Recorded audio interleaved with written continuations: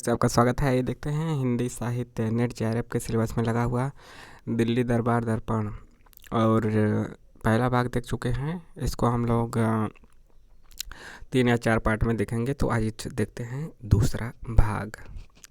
पिछला आपने कहाँ से देखा था ये भी याद दिलाना जरूरी है। यहाँ तक था ना, राजा लोग अपने अपने प्रांतों के अनुसार बैठाए गए थे। इसके आगे ना अब आगे जिससे ऊपर नीचे बैठने का बखेड़ा बिल्कुल निकल गया था। सब मिलाकर 63 शासनाधिकारी राजाओं को इस चबूतरे पर जगह मिली थी, जिनके नाम नीचे लिखे हैं। यहाँ से भी पूछा जा सकता है कि किसका नाम नहीं था। महाराज अजयगढ़, बड़ौदा, बिजावर, भरतपुर, चरखारी।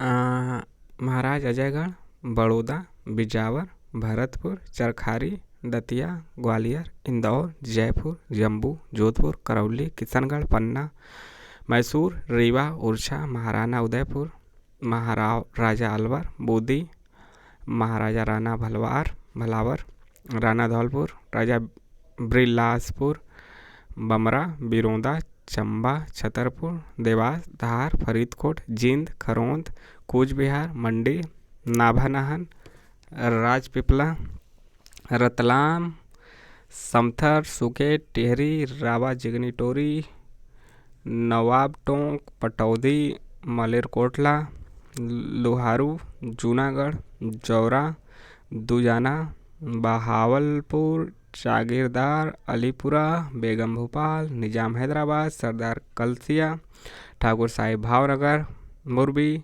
पिपलोदा, जागीरदार पालदेव, मीर खैरपुर, महंत कोन दत्त का, नंदगांव और जाम नवानगर।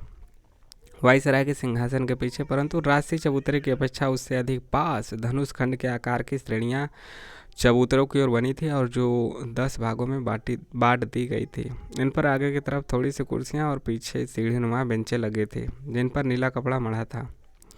यहाँ ऐसे राजाओं को जिन्हें शासन का अधिकार नहीं है, और दूसरे सरदारों, रईसों, समाचार पत्रों के संपादकों, यूरोपियन तथा हिंदुस्तानी अधिकारियों को जो गवर्नमेंट के न्योते में आए थे या जिन्हें तमाशा देखने के लिए टिकट मिले थे, बैठने की जगह दी गई थी। ये 3000 के अनुमान होंगे। किलात के खां, गोवा के गवर्नर जनरल, विदेशी राजदूत, बाहरी राज्यों के प्रतिनिधि समाज और अन्य देश के संबंध कौंसल लोग की कुर्सियां भी श्रीयुत वायसराय के पीछे सरदारों और रईसों की चौकियों के आगे लगी थी। दरबार की जगह दक्षिण तरफ 15,000 से ज़्यादा सरकारी फौज हथियार बांधे लैस खड़ी थी, और उत्तर तरफ राजा लोगों की सजीली पलटने भांति भांति की वर्दी पहने और चित्र विचित्र शस्त्र धारण किए पराबद्धे खड़ी थी। इन सब की शोभा देखने से काम रखती थी। इसके सिवा राजा लोगों के हाथियों के परे, जिन पर सुनहली अमराइयाँ कसी थीं, और कारचोबी झूले पड़ी थी, तोपों की कतारें, सवारों की नंगी तलवारें और भालों की चमक, फरहरों का उड़ना, और 2 लाख के अनुमान तमाशा देखने वालों की भीड़ जो मैदान में डटी थी, ऐसा समा दिखलाती थी जिसे देख जो जहाँ था वहीं हक्का बक्का हो खड़ा रह जाता था। वाइसराय के सिंहासन के दोनों तरफ हाईलैंडर लोगों का गार्ड ऑनर और बाजे वाले थे, और शासनाधिकारी राजाओं के चबूतरे पर जाने के जो रास्ते बाहर की तरफ थे, उनके दोनों ओर भी गार्ड ऑफ ऑनर खड़े थे। 11:15 तक सब दरबारी लोग अपनी अपनी जगहों पर आ गए थे। ठीक 12 बजे श्रीयुत वायसराय की सवारी पहुंचे और धनुष खंड आकार के चबूतरों की श्रेणियों के पास एक छोटे से खेमे के दरवाजे पर ठहरी। सवारी पहुंचते ही बिल्कुल फौज ने शास्त्रों से सलामी उतारी, पर तोपें नहीं छोड़ी गई। खेमे में श्रीयुत ने जाकर स्टार ऑफ इंडिया के परम प्रतिष्ठित पद के ग्रॉड मास्टर का वस्त्र धारण किया। यहाँ से श्रीयुत राजसी छत्र के तले अपने राज सिंहासन की ओर बढ़े। श्री लेडी लिटन श्रीयुत के साथ थे, और दोनों दामन बरदार बालक, जिनका हाल ऊपर लिखा गया था, पीछे 2 तरफ से दामन उठाए हुए थे। श्रीयुत के आगे आगे उनके स्टाफ के अधिकारी लोग थे। श्रीयुत के चलते ही बंदीजन हेरल्ड लोगों ने अपनी तुरहियां एक साथ मधुर रीति पर बजाई, और फौजी बाजे से ग्रांड मार्च बजने लगे।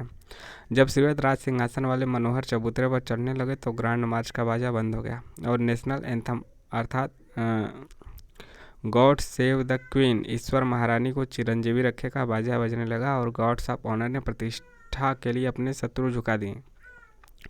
जो ही सूर्यत राज सिंहासन पर सुशोभित हुए, बाजे बंद हो गए और सब राजा महाराजा जो वायसराय के आने के समय खड़े हो गए थे बैठ गए। इसके पीछे सूर्यत ने मुख्य हेराल्ड को आज्ञा की कि श्रीमती महारानी के राजेश्वरी की पदवी लेने के विषय में अंग्रेजी में राजाज्ञा पत्र पढ़ो। यह आशा होते ही बंदीजनों ने जो दो पांति में राज सिंहासन के चबूतरे के नीचे खड़े थे तुरही बजाई और उसके बंद होने पर मुख्य बंदी ने नीचे की सीढ़ी पर खड़े होकर बड़े ऊंचे स्वर में राजाज्ञा पत्र पढ़ा, जिसका उल्था यह है, महारानी विक्टोरिया। ऐसी अवस्था में कि हाल में पार्लियामेंट की जो सभा हुई उनमें एक एक्ट पास हुआ है जिसके द्वारा परम कृपालु महारानी को यह अधिकार मिला है कि यूनाइटेड किंगडम और उसके अधीन देशों की राज संबंधी पदवियों और प्रशस्तियों में श्रीमती जो कुछ चाहें बढ़ा लें। और इस एक्ट में यह भी वर्णन है कि ग्रेट ब्रिटेन और आयरलैंड के एक में मिल जाने के लिए जो नियम बने थे ग्रेट ब्रिटेन और आयरलैंड के, उसके अनुसार भी यह अधिकार मिला था कि यूनाइटेड किंगडम और उसके अधीन देशों के राज संबंधी पदवी और प्रशस्ति संयोग के पीछे वही होगी जो श्रीमती